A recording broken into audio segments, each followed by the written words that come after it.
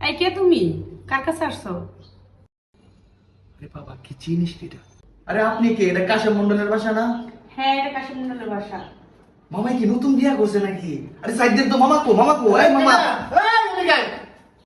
আরে মামা আপনি নতুন বিয়া করছেন দাওয়াত টাও দিলেন না কিছু? তোরে দাওয়াত দিমু বিয়া করে আমি এলাকার সবাই জানে তোর চরিত্র তুই কে লেগেছ তুই কে লেগেছ হ্যাঁ তুই কে লেগেছ দুপুরের বেলা মামা আইছি আপনার কতদিন ধরে দিন আপনার আইছি দেখতাম হঠাৎ আইছি আপনার বাসাতে জানলে তো আমার অপমান করতেছেন আমি কি দেখতাম আমি না আচ্ছা জন ঠিক আছে দুপুরবেলা খাই যেতেছে আরে তুমি এরকম করতেছো কেন?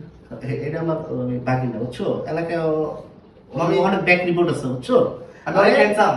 এটা কিন্তু তোর মামি একবারে মামির দৃষ্টিতে দেখবি অন্য কোনো নজরে দেখবি না বুঝছস তুমি ঘুমটা দাও যাও যাও ঘরে যাও ওকে মামা আমি অন্য নজরে দিলাম আমার অন্য মামা আমি দুপুরে মামা আচ্ছা যা খাবো আর যা তো ভাই যা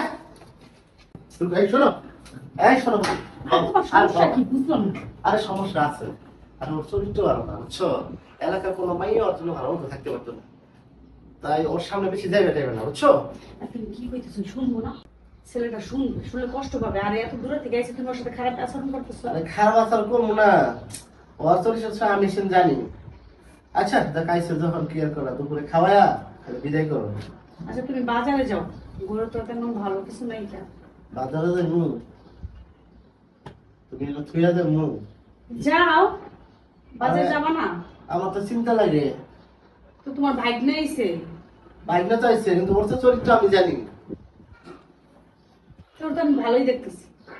আচ্ছা ঠিক আছে তুমি যখন কইতেছো যাইতেছি বাজারে আচ্ছা যাও তো।